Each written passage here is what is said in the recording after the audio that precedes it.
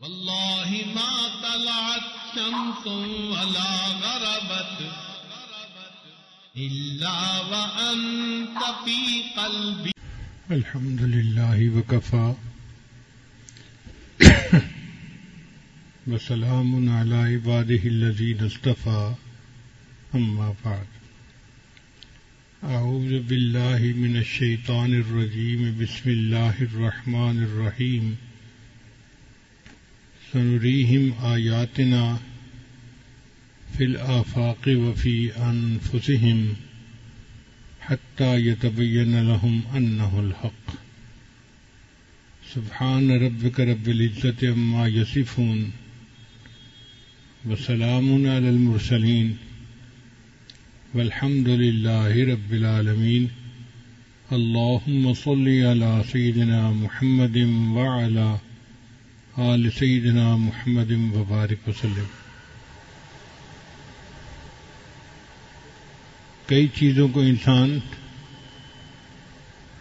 اپنی آنکھوں سے دیکھتا نہیں مگر نشانیوں سے پہچان جاتا ہے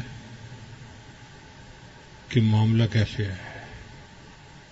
ایک آدمی گھر بند کر کے کہیں سفر پر گیا، جب واپس آیا تو دیکھا کہ کمرے کے دروازے کھلے ہوئے تھے، جو بیگ تھے وہ مسنگ تھے اور جیولری اس میں سے غائب تھی. آنکھ سے اس نے کچھ نہیں دیکھا، لیکن ان نشانیوں سے وہ سمجھ گیا کہ میرے گھر چوری ہو گئی ہے. بلکہ کس راستے سے چور آیا وہ یہ بھی پہچان لیتا ہے کہ جی باہر کا دروازہ بند تھا تو لگتا ہے کہ چور چھت سے نیچے اتر کے آیا ہے. اب کون چور ہے اس کے لیے پاؤں کے نشانات دیکھے جاتے ہیں، اور ایسے لوگ ہوتے ہیں جو پاؤں کے نشانات کو پہچانتے ہیں، وہ چور کو واک کروا کے پہچان لیتے ہیں کہ اتنے بندوں میں سے یہ چور ہے. چنانچہ حدیث مبارکہ میں آتا ہے کہ جب نبی علیہ السلام نے ہجرت فرمائی تو مکہ کے لوگوں نے نبی علیہ السلام کو تلاش کیا، تو انہوں نے قدموں کے نشان جاننے والے ایک بندے کو بلایا، اور وہ بندہ ان کو مکہ مکرمہ سے نشانات دیکھ کر غار ثور کے دروازے اوپر لے کے آیا.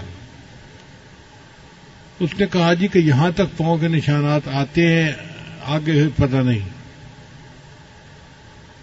اب پہلی بات تو یہ تھی کہ وہ اگر یہاں تک آتے ہیں تو غار کے اندر بندہ ہونا چاہیے، مگر اللہ تعالیٰ نے غار کے دروازے پر ایک مکڑی کو جالا بنانے کا حکم دے دیا، اور ایک کبوتری نے اس میں انڈے بھی دے دیے. تو ان کفار نے جب دیکھا اس کے دروازے پر تو جالا لگا ہوا ہے، کبوتری نے انڈے دیے ہوئے ہیں، اس کا مطلب ہے کہ کوئی بندہ اس کے اندر داخل نہیں ہوا.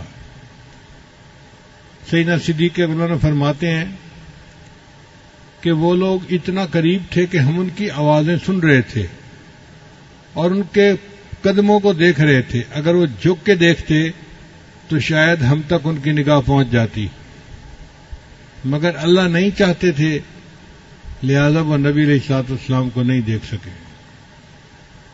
تو قدموں کے نشان سے اور باقی نشانیوں سے انسان معاملے کی حقیقت تک پہنچتا ہے. اب اللہ تعالیٰ اس کائنات کے خالق اور مالک ہیں، ہم ان کو آنکھ سے دیکھ نہیں سکتے، کان سے ان کی آواز سن نہیں سکتے، وہ ہمارے فہم و ادراک سے بھی بلند و بالا ہے، مگر نشانیوں سے اللہ کو پہچانا جا سکتا ہے. جو آیت مبارکہ قرآن مجید کی تلاوت کی گئی، اللہ تعالیٰ ارشاد فرماتے ہیں سنریہم آیاتنا، ہم ان کو عنقریب دکھائیں گے اپنی نشانیاں. فی الآفاق، آفاق کہتے ہیں جو انسان کے باہر کا جہان ہے. وفی انفسہم، اور ان کے اپنے اندر بھی. حتیٰ یتبین لہم انہ الحق، حتیٰ کہ ان کے اوپر حق جو ہے وہ کھل کر واضح ہو جائے گا۔ اب یہ بات کی جا رہی ہے 1400 سال پہلے، جب سائنس کی بنیاد ہی نہیں پڑی تھی، دنیا ڈاکٹری کو نہیں جانتی تھی، سائنسی ترقی بالکل نہیں تھی۔ اس وقت قرآن مجید نے ایسی باتیں بتائیں جن کو آج کی سائنٹیفک دنیا تسلیم کرتی ہے، تو یہ اللہ تعالیٰ کی قدرت کی نشانیاں ہیں۔ قرآن مجید صداقتوں کا مجموعہ، سچائیوں سے بھری ہوئی جماعت، ultimate realities of the universe, Allah نے کائنات کی صداقتوں کو قرآن میں اکٹھا کر دیا ہے۔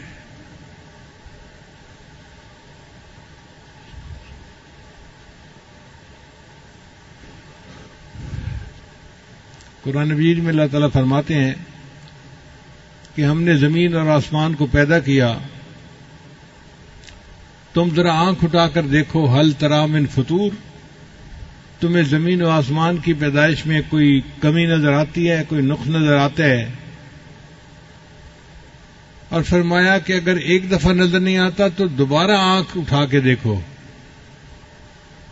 فرجع البصر کرتین ینقلب الیک البصر خاسئا وحسیر، تمہاری نگاہ ناکام واپس لوٹے گی اور تمہیں میری تخلیق میں کوئی کمی نظر نہیں آئے گی۔ اب اللہ نے ایسی کائنات کو بنایا جس میں کوئی کمی ہے ہی نہیں، اور آج اتنا عرصہ گزر گیا، کوئی پوائنٹ ایسا نہیں جہاں انسان یہ کہہ سکتا ہو کہ جی کائنات میں یوں ہونا چاہیے تھا اور یوں ہے، غلطی ہو گئی، گنجائش ہی نہیں ہے، چونکہ اللہ نے پرفیکٹ سسٹم بنایا ہے۔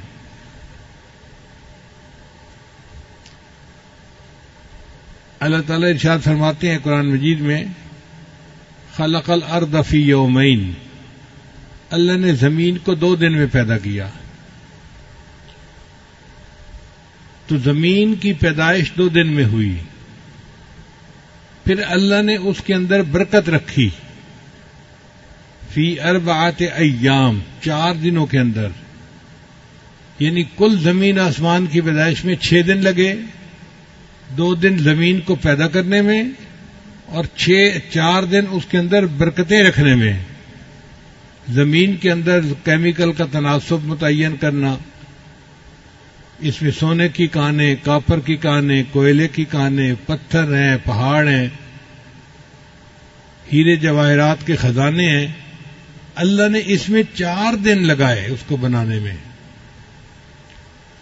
اور کیسا اللہ نے بنایا یہ سسٹم کہ آج اربوں کھربوں سال گزر گئے ہیں زمین کو بنے ہوئے، سبزیاں اگتی ہیں، درخت اگتے ہیں، پھل اگتے ہیں، زمین کے نمکیات میں کوئی فرق نہیں آیا۔ ایسا کبھی نہیں ہوا کہ جی فلاں جگہ اب پوٹاشیم ختم ہو گیا ہے لہذا وہاں پر اب درخت نہیں اگ سکتے۔ کوئی 1-2 سال کی بات نہیں، اربوں کھربوں سال۔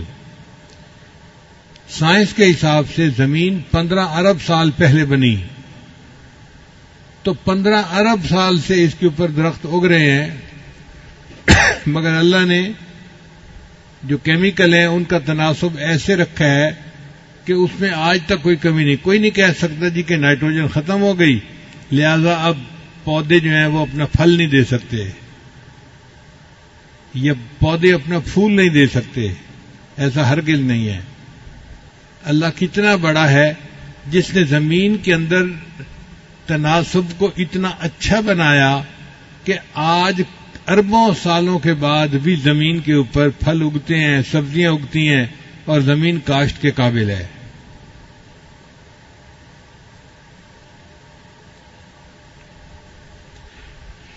پھر اللہ تعالیٰ نے بارش کا ایک نظام بنایا، سمندر کے اوپر سے پانی بخارات بن کے اڑتا ہے اور بادلوں میں جاتا ہے، اور بادل اس پانی کو لے کر پہاڑوں کے اوپر آتے ہیں، وہاں آ کر بارش برستی ہے۔ پھر وہ پانی پہاڑوں سے نیچے آتا ہے اور میدانی علاقوں میں دریاؤں کی شکل میں بہتا ہوا پھر واپس سمندر میں آ کے گرتا ہے. ایسا ایکو سسٹم اللہ نے بنایا ہے کہ جو پانی سمندر سے جاتا ہے لوٹ کے وہی پانی پھر سمندر میں واپس آ جاتا ہے. آپ غور کیجئے، اگر اللہ تعالیٰ بارش برساتے کھاری پانی کی اور دریاؤں کا پانی کھاری ہوتا تو فصل کہاں ہوتی، انسان کو کھانے کو کیا ملتا؟ اللہ نے سمندر جو اتنا نمکین ہے اس میں سے پانی اٹھایا جو نمکیات سے پاک تھا، اور پھر میٹھے پانی کی بارش برسائی، اور میٹھے پانی کے دریا اللہ نے پوری زمین سے گزارے اور ہمارے لیے کھانے کا بندوبست کر دیا.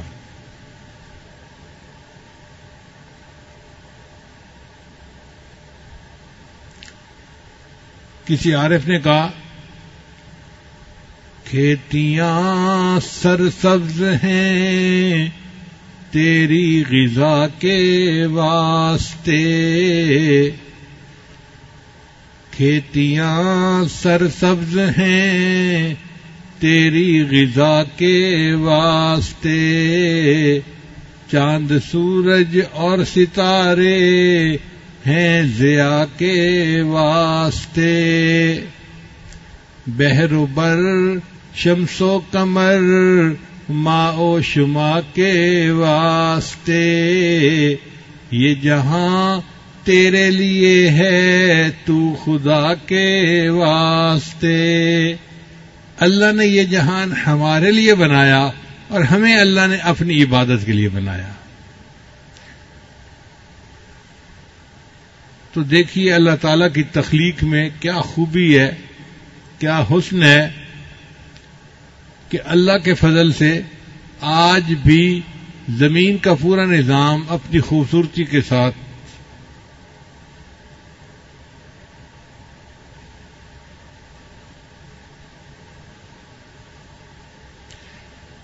پھر قرآن مجید میں اللہ تعالیٰ فرماتے ہیں وَمِن كُلِّ شَيْءٍ خَلَقْنَا زَوْجَيْنِ، ہم نے ہر چیز کے اندر جوڑا جوڑا بنایا ہے. یہ چند الفاظ ہیں، اس کے اندر بہت بڑی حقیقت ہے. اللہ فرماتے ہیں ہم نے ہر چیز میں جوڑا جوڑا بنایا، زمین اور آسمان جوڑا، مرد اور عورت جوڑا، نر اور مادہ کا جوڑا، دن اور رات کا جوڑا. ہر چیز میں آپ دیکھیں گے جوڑا جوڑا نظر آئے گا. حتیٰ کہ دنیا اور آخرت جوڑا. اور سائنس نے یہ تسلیم کیا کہ اگر دنیا میں میٹر ہے تو اینٹی میٹر بھی ہے، تو میٹر اور اینٹی میٹر یہ بھی جوڑا بن گیا. آپ اس کے اوپر پی ایچ ڈی کر سکتے ہیں کہ پوری دنیا میں جو چیز آپ پائیں گے اس کا جوڑا ضرور موجود ہوگا. یہ 1400 سال پہلے قرآن مجید نے فرما دیا اور وہ بات آج بھی سچ ثابت ہو رہی ہے. اگر اور بڑھائیں تو دیکھیں پوری دنیا میں جتنے ریئیکشن ہو رہے ہیں کیمیکل کے وہ سب جوڑے جوڑے پر ہو رہے ہیں. ایک آئن پازیٹو ہوتا ہے، ایک نیگیٹو ہوتا ہے، آپس میں ایک دوسرے کے ساتھ بانڈ بنا لیتے ہیں اور کیمیکل ریئیکشن ہو جاتا ہے. پھر اگر انڈسٹری کی طرف آئیں تو مشینوں کی ایک زبان ہوتی ہے جس کو مشین لینگویج کہتے ہیں. وہ مشین لینگویج بھی 0 اور 1 کے ڈیجٹ پہ چلتی ہے. تو 0 اور 1 جوڑا بنتا ہے. اس جوڑے کے ساتھ پوری دنیا کے اندر کمیونیکیشن ہو رہی ہے. حتیٰ کہ جو چاند پہ لوگ جا رہے ہیں وہ زمین والوں کے ساتھ جب رابطہ کرتے ہیں تو اسی مشین لینگویج پر ایک دوسرے سے گفتگو ہو رہی ہوتی ہے. اس میں بھی دیکھو جوڑا جوڑا.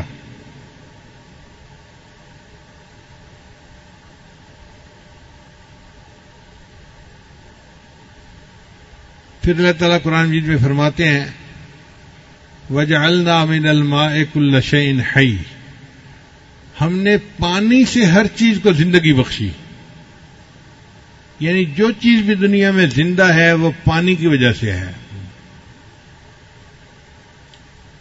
اور اب تو سائنس بھی تسلیم کرتی ہے کہ کہ پانی سے زندگی کا آغاز ہوا اور پھر یہ سلسلہ آگے چلتا رہا. پچھلے دنوں ایک مشن مریخ کے اوپر بھیجا گیا تو دنیا کے مختلف ملک کے سائنسدان اکٹھے ہوئے کہ ہمیں کیسے پتہ چلے کہ مریخ کے اوپر زندگی ہے یا نہیں ہے. تو انہوں نے کہا اس کے لیے کوئی ہمارے پاس کرائیٹیریا ہونا چاہیے. کیا کرائیٹیریا ہونا چاہیے؟ انہوں نے مل کے متفقہ فیصلہ کیا اگر مریخ کے اوپر پانی موجود ہے تو زندگی یقیناً ہوگی، اگر پانی موجود نہیں تو زندگی نہیں ہو سکتی.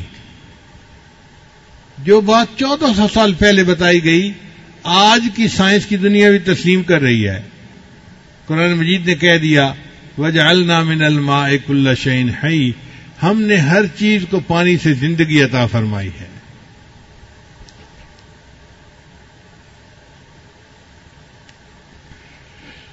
قرآن مجید میں ایک جگہ پر اللہ تعالیٰ کافروں کے دل کی ظلمت کا بیان کرتے ہیں کہ کافروں کے دل میں اس طرح اندھیرا ہے جیسے سمندر میں اندھیرا ہوتا ہے. جب سمندر میں ہائی ٹائیڈ ہو، مد و جزر بہت زیادہ ہو اور اوپر بادل ہو تو سمندر کے اندر اس وقت ویزیبلٹی زیرو ہوتی ہے. اتنا گھپ اندھیرا کبھی نہیں دیکھا گیا. عام حالات میں کوئی بندہ سمندر میں ڈائیو کرے تو اس کو 2-4 میٹر نیچے جا کے روشنی محسوس ہوگی،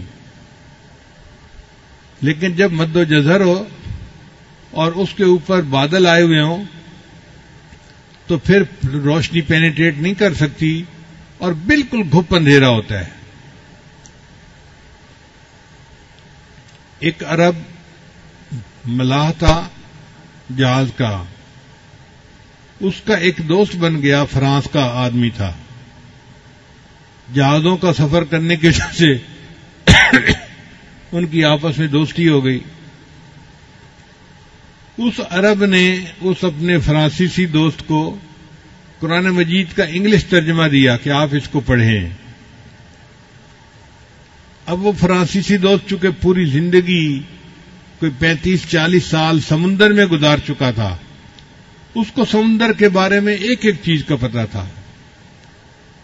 وہ قرآن مجید کو پڑھتا گیا حتیٰ کہ ایک جگہ پر اس نے پڑھا کہ کافروں کے دل میں اس طرح اندھیرا ہوتا ہے فی بحر لجی یغشا موج من فوقہ موج من فوقہ سحاب.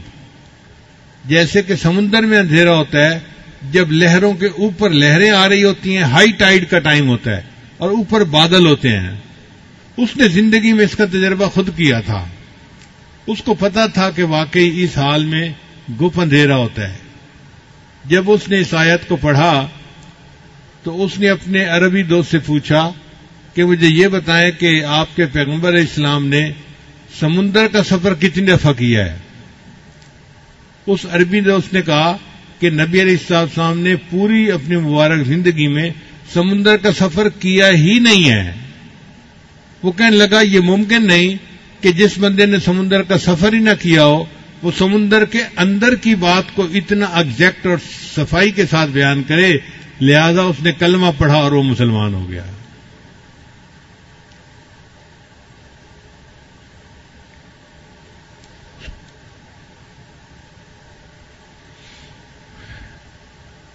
چند اور اللہ کی نشانیاں دیکھیے. مرغابی سردیوں کے موسم میں ایک ملک سے دوسرے ملک کا سفر کرتی ہے اپنی غذا کی خاطر. چنانچہ ایک مرغابی کا چھوٹا سا پرندہ ہے جس کا وزن 400 گرام ہوتا ہے. 400 گرام کا مطلب آدھا کلو بھی نہیں ہے. چھوٹا سا پرندہ کبوتر جیسا. وہ امریکہ میں الاسکا ایک جگہ ہے برفانی، وہاں سے وہ اڑتا ہے اور نیوزی لینڈ جاتا ہے اور درمیان میں سمندر ہوتا ہے. وہ سمندر کے اندر زمین پہ اتر نہیں سکتا، پانی ہے. لہذا وہ جو اڑان بھرتا ہے تو 9 دن 9 رات مسلسل وہ اڑتا رہتا ہے. اب آپ غور کیجئے کہ چھوٹا سا پرندہ ہے، 9 دن 9 رات اڑتا ہے، نہ کھاتا ہے، نہ پیتا ہے، نہ آرام کرتا ہے، نہ نیند کرتا ہے، اور بغیر کسی آرام نیند کے کھائے پیے کے وہ 9 دن 9 رات میں 12,000 کلومیٹر کا سفر کر کے اپنی منزل پہ پہنچتا ہے. اس پرندے کو کس نے اتنا سفر طے کرنے کی قوت عطا فرمائی؟ اللہ نے عطا فرمائی.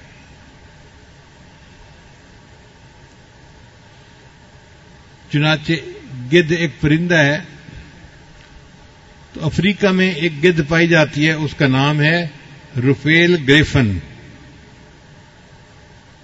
یہ گدھ اڑتی ہے اور 37,000 فٹ کی بلندی پہ جاتی ہے. 37,000 فٹ کی بلندی پہ چلی جاتی ہے. وہاں پہ سرد ہوا کی لہریں ہوتی ہیں. یہ ان لہروں کے درمیان اپنا سفر کرتی ہے اور اپنی منزل پہ پہنچ جاتی ہے. وہاں پہ ٹیمپریچر -50 ڈگری سینٹی گریڈ ہوتا ہے. 0 پہ تو برف جمتی ہے، تو -50 ڈگری سینٹی گریڈ پہ تو پتہ نہیں کیا کچھ جم جائے. یہ اس ٹیمپریچر پہ جا کے پھر اپنے سفر کرتی ہے، اور اتنی بلندی پہ آکسیجن 10% رہ جاتی ہے. جو لوگ پہاڑوں پہ چڑھتے ہیں وہ 15-20 ہزار فٹ کی بلندی پہ جاتے ہیں، تو آکسیجن وہاں پہ 10% رہ جاتی ہے، 100 میں سے 10%. تو ان کو سلنڈر اپنے ساتھ لے کے جانے پڑتے ہیں. وہ اوپر جا کے سانس سلنڈر سے لیتے ہیں. اگر سلنڈر سے سانس نہ لیں تو دم گھٹ کے مر جائیں وہ. آپ بتائیے، اگر 15-20 ہزار کی بلندی پہ ان کو آکسیجن کی ضرورت پڑتی ہے، تو اس گدھ پرندے کو 37,000 فٹ کی بلندی پہ کون آکسیجن پہنچا رہا ہے؟ اور اس تھوڑے آکسیجن کے ساتھ یہ کمفرٹیبلی اڑتا ہے اور ہزاروں میل کا سفر کر کے اپنی منزل پہ پہنچتا ہے.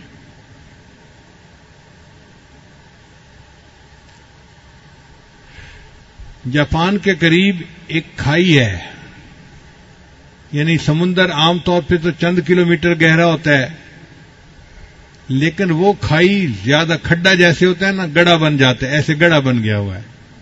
اس کا نام ہے ماریانا کھائی.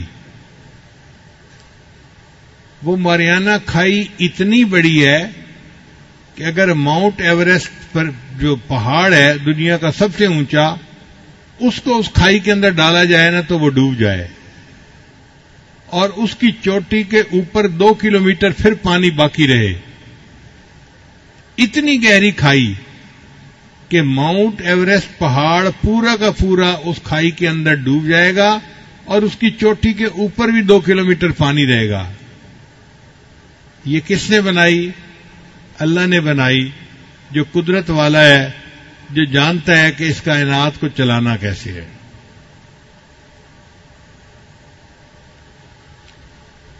جب اللہ تعالیٰ نے فرعون کو پانی میں ڈبویا تھا تو ڈوبتے ڈوبتے فرعون نے دعا مانگی تھی کہ اے اللہ میں موسیٰ اور ہارون کے رب پہ ایمان لایا. تو اللہ نے فرمایا کہ نہیں، آن اب دیر ہو گئی، اب تیرا ایمان قبول نہیں. پھر اللہ نے فرمایا کہ آج تیرے جسم کو ہم نجات دے دیں گے. الیوم ننجیک ببدنک لمن خلفک آیا، تاکہ بعد میں آنے والوں کے لیے تیرا جسم جو ہے وہ عبرت کی نشانی بنے. لشکر بھی ڈوب گیا، فرعون بھی ڈوب گیا، اور یہ سب پانی کے اندر رہے. اور پانی کے اندر کتنا عرصہ رہے؟ 3,000 سال پانی میں پڑے رہے. اس کو کہتے ہیں بحیرہ احمر. 3,000 سال فرعون کی لاش پانی میں رہی. پھر جب دریافت کیا گیا تو فرعون کی لاش کو سائنسدانوں نے نکالا،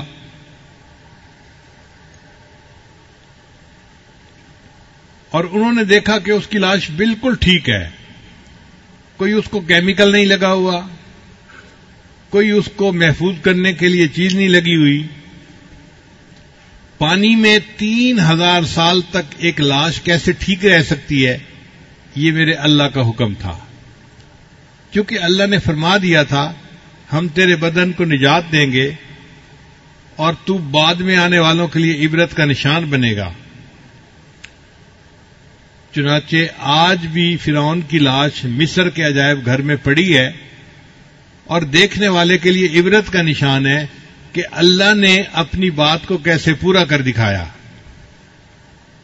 یہ تو تھیں خارجی نشانیاں جو ہم اپنے باہر دیکھتے ہیں، کچھ ہوتی ہیں داخلی نشانیاں، بندے کے اندر بھی داخلی نشانیاں ہیں۔ ان میں سے ایک نشانی یہ ہے کہ اللہ نے انسان کو دماغ عطا فرمایا۔ دماغ جو ہے یہ 73% پانی ہے اور 16% یہ چربی ہے۔ 1 کھرب نیورون کے ساتھ 10 کھرب گیل خلیے ہوتے ہیں۔ یہ جو نیورون ہیں یہ انفارمیشن پاس آن کرتے ہیں اور جو دوسرے خلیے ہیں وہ انفارمیشن کو پروسیس کرتے ہیں۔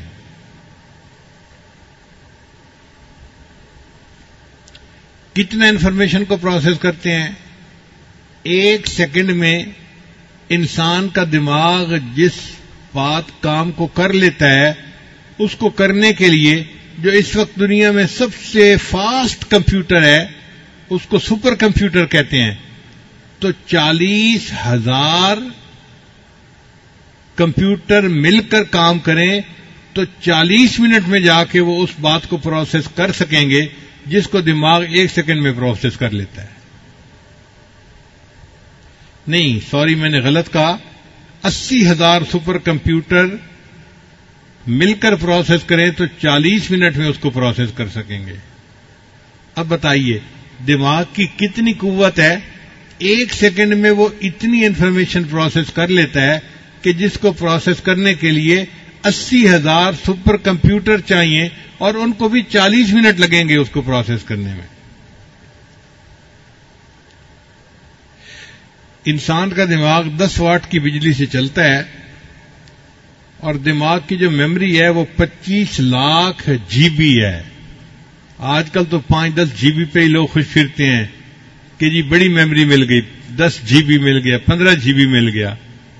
دماغ کی میموری 25 لاکھ جی بی ہے جو اللہ نے بنایا ہے۔ تو یہ دماغ اللہ کی نشانیوں میں سے ایک نشانی ہے۔ جتنا ہم اس پر غور کرتے ہیں ہمارا دل گواہی دیتا ہے کہ واقعی ایسے دماغ کو بنانے والا اللہ خود کتنا عقل مند ہوگا، وہ خود کتنی صفات کا حامل ہوگا۔ پھر اس کے بعد انسان کی آنکھ۔ انسان کی آنکھ کا قطر 1 انچ ہے اور آنکھ کا وزن 56 ملی گرام ہوتا ہے۔ ایک انسان کی آنکھ 1 کروڑ رنگوں کے درمیان امتیاز کر سکتی ہے، یعنی رنگوں کے 1 کروڑ شیڈ ہونا تو انسان کی آنکھ ان میں فرق کر سکتی ہے، یہ الگ ہے، یہ الگ ہے، یہ الگ ہے۔ آپ اندازہ کیجئے کتنا پریسیژن ہے آنکھ کا، 1 کروڑ شیڈز کے درمیان بھی فرق کر لیتی ہے۔ دنیا میں جو بڑے سے بڑا اچھا کیمرہ بنایا گیا تو اس کی ایکوریسی جو تھی وہ 12 میگا پکسل کا کیمرہ ہوتا ہے۔ 12 میگا پکسل یعنی اس کی جو پریسیژن ہوتی ہے نا وہ 12 میگا پکسل ہوتی ہے، اور انسان کی آنکھ کی پریسیژن 576 میگا پکسل ہوتی ہے۔ اللہ اکبر کبیرہ۔ ایک آنکھ میں 20 کروڑ سے زیادہ کام کرنے والے حصے ہوتے ہیں۔ آنکھ کے اندرونی پٹھے دن میں 10 لاکھ مرتبہ حرکت کرتے ہیں۔ ہمیں تو پتہ نہیں چلتا، لیکن ہماری آنکھ کبھی ادھر دیکھ رہی ہوتی ہے، کبھی ادھر، کبھی اوپر، کبھی نیچے، تو آنکھ ہل رہی ہوتی ہے۔ تو سائنسدانوں نے کہا کہ آنکھ کے اندر کے جو پٹھے ہیں وہ ایک دن میں 10 لاکھ مرتبہ حرکت کرتے ہیں، اور آنکھ تھکتی نہیں ہے کہ جی اب میری آنکھ تھک گئی ہے میں بند کر کے پڑا ہوا ہوں۔ اتنی حرکت کرنے کے باوجود بھی آنکھ جو ہے وہ اپنی حرکت کے لیے موجود ہوتی ہے، فریش ہوتی ہے.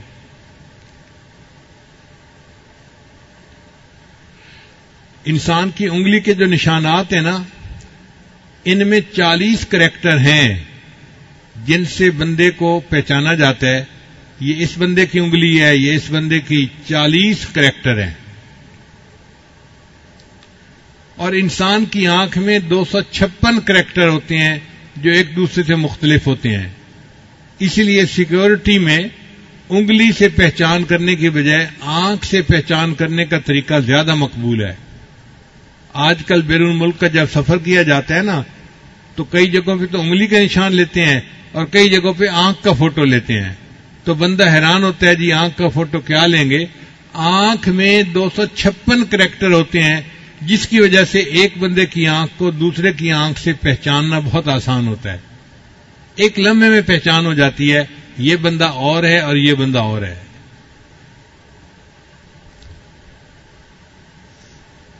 پھر انسان کے آنکھ کے درمیان میں ایک چیز ہے جس کو کورنیا کہتے ہیں، اس کو خون نہیں ملتا. پورے جسم کی ہر چیز کو خون ملتا ہے، اس کو خون کی ضرورت نہیں ہوتی.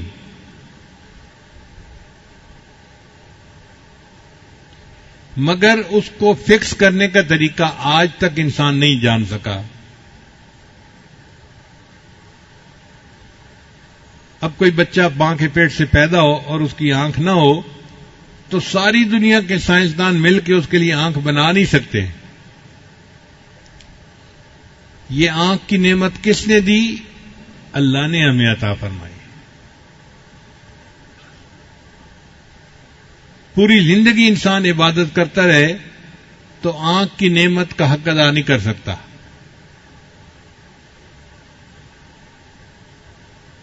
یہ کتنی بڑی نعمت ہے کہ ہم اپنی آنکھ سے اللہ کے گھر کو دیکھتے ہیں، نبی اسلام کے روضہ انور کو دیکھتے ہیں، اللہ کے قرآن کو دیکھتے ہیں، اللہ والوں کو دیکھتے ہیں، ماں باپ کو دیکھتے ہیں، اپنے پیارے بچوں کے چہروں کو دیکھتے ہیں. جن کی آنکھیں نہیں ان سے ذرا اس کی قدر جا کے پوچھیے کہ آنکھوں کی قدر کیا ہے.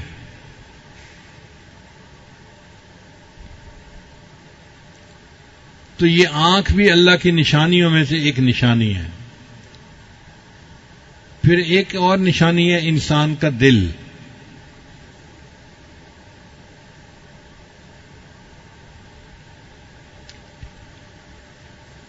انسان کا دل پٹھوں کا ایک پمپ ہے جس کو اللہ نے بہت مضبوط بنایا ہے. یہ انسان کے سینے میں، چھاتی میں لیفٹ سائڈ پر ہوتا ہے. اس لیے انسان کے 2 پھیپھڑے ہوتے ہیں، ایک رائٹ سائڈ کا، ایک لیفٹ سائڈ کا. تو لیفٹ سائڈ کا پھیپھڑا تھوڑا سا چھوٹا ہوتا ہے بنسبت رائٹ سائڈ کے پھیپھڑے کے. وہ اللہ نے چھوٹا اس لیے بنایا کہ دل کو جگہ مل سکے اپنی حرکت کے لیے. اب یہ دل کا سائز تقریباً مٹھی کے برابر ہوتا ہے. جب بچے کی عمر 4 ہفتے ہوتی ہے نا، بچے کی عمر 4 ہفتے ہوتی ہے تو اس کا دل دھڑکنا شروع کر دیتا ہے. پھر اس وقت سے لے کے اس کی موت تک یہ دل نان سٹاپ دھڑکتا رہتا ہے. آپ بتائیں، جس بندے کی عمر 100 سال ہے، 100 سال اس کا دل دھڑکتا رہا، کیا کوئی دنیا میں ایسی مشین ہو سکتی ہے جو نان سٹاپ 100 سال تک چلتی رہے اور اس میں کوئی خرابی نہ آئے؟ یہ اللہ نے ایسا دل بنایا جو ہر وقت خون کو پمپ کر رہا ہوتا ہے. چنانچہ ہر منٹ میں 1.5 گیلن خون پمپ کرتا ہے. جو عورت حاملہ ہوتی ہے تو اس کے خون کی مقدار 50% اللہ بڑھا دیتے ہیں، کیونکہ وہ خون اس کو بھی ملنا تھا اور اس کے ہونے والے بچے کو بھی ملنا تھا. کون بڑھاتا ہے یہ خون کی مقدار؟ اللہ بڑھاتے ہیں.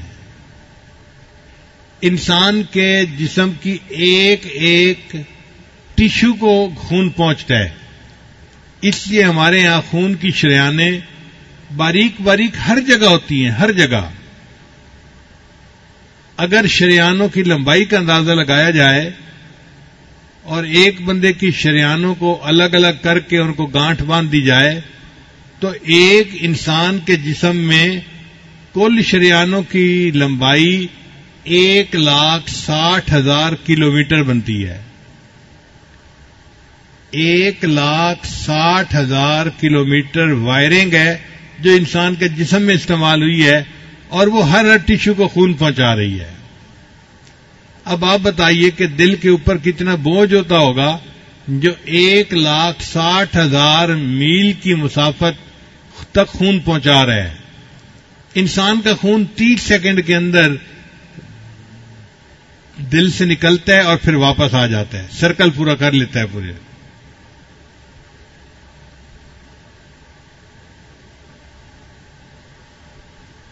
قرآن مجید میں اللہ تعالیٰ فرماتے ہیں لہم قلوب یعقلون بہا, اے کاش ان کے دل ہوتے جو انہیں عقل سکھاتے. سائنسدان بڑے عرصے تک اعتراض کرتے رہے اور جی دل تو ایک پمپ ہے, اس کا کیا تعلق محسوسات سے اور کیفیات سے. تو یہ تو عجیب بات ہے. ہزاروں سال سائنسدانوں نے مخالفت کی اور اب آ کے سائنس نے تحقیق کی کہ دل کے اندر بھی کچھ نیورون ہوتے ہیں اور وہ انسان کے دماغ کے ساتھ کنیکٹڈ ہوتے ہیں. چنانچہ ایک چھوٹا سا کنٹرول روم دل کے اندر بھی ہوتا ہے, وہ سگنل دیتا ہے انسان کے دماغ کو اور انسان کا دماغ پھر پورے بدن کو کنٹرول کرتا ہے. یعنی انسان کا ایک کنٹرول روم تو دماغ میں ہے جو اصل پورے بدن کو کنٹرول کرتا ہے, مگر اس کے لیے ایک پائلٹ کنٹرول روم انسان کے دل میں بھی ہے. جو دل میں کیفیت ہوتی ہے دماغ اسی کے بارے میں سوچتا ہے اور اسی کے بارے میں دماغ پروسیس کرتا ہے.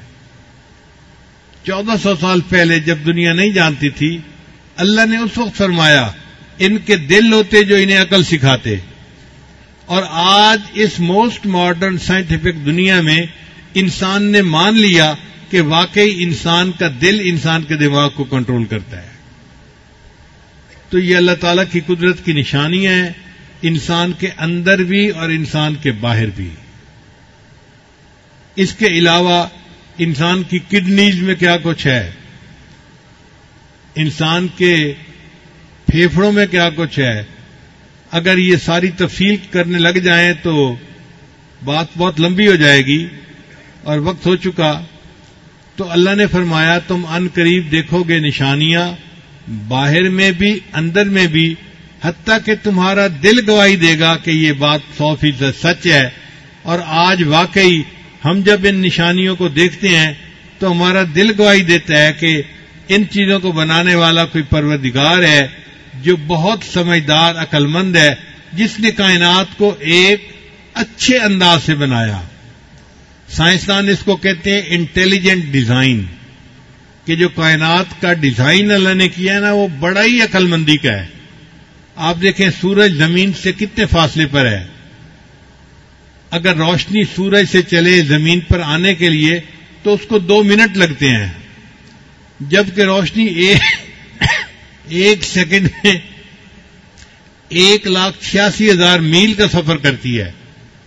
ایک سیکنڈ میں 1,86,000 میل کا سفر کرنے کے لیے کرنے والی تیز رفتار روشنی سورج سے زمین پر آنے کے لیے 2 منٹ لیتی ہے. اگر یہ سورج کا فاصلہ آدھا ہوتا تو زمین پہ اتنی گرمی ہوتی کہ ہر چیز جل جاتی. نہ کوئی درخت ہوتا, نہ فصلیں ہوتی, نہ پھل ہوتے, نہ انسان ہوتا. اور اگر یہ فاصلہ دگنا ہوتا تو زمین پہ اتنی ٹھنڈ ہوتی کہ ہر چیز جم جاتی, انسان زندگی گزار ہی نہ سکتا. اللہ نے زمین سے سورج کا فاصلہ ایسا رکھا, سردی بھی ہے, گرمی بھی ہے, خزاں بھی ہے, بہار بھی ہے. 4 موسم ہیں اور 4 موسموں کی وجہ سے پھول بھی ہوتے ہیں, پھل بھی ہوتے ہیں, سبزیاں بھی ہوتی ہیں, اور انسان کتنے مزے کی زندگی گزارتا ہے. اب یہ فاصلے کا تعین کس نے کیا؟ اللہ نے کیا. تو اللہ فرماتے ہیں کہ ان قریب تم دیکھو گے نشانیاں آفاق میں بھی اور اپنے اندر میں بھی, حتیٰ کہ تمہارا دل گواہی دے گا کہ اللہ سچ ہے, اس کائنات کو بنانے والا اللہ ہے. اور واقعی ہم ان نشانیوں پر غور کر کے اس نتیجے پر پہنچتے ہیں کہ اے اللہ، آپ ہی نے اس کائنات کو پیدا کیا، آپ اس کے خالق ہیں، آپ اس کے مالک ہیں، اور آپ ہی اس کائنات کے نظام کو چلانے والے ہیں۔ ہم اللہ کی عظمت کو پہچانیں، اس کے گیت گائیں اور اسی کو مدد کے لیے پکاریں، اللہ سے قربت کا احساس پیدا کریں، قرآن شریف کو پڑھیں اور خوب جی بھر کے اللہ کی عبادت کریں جس نے ہمیں اتنی نعمتوں سے نوازا۔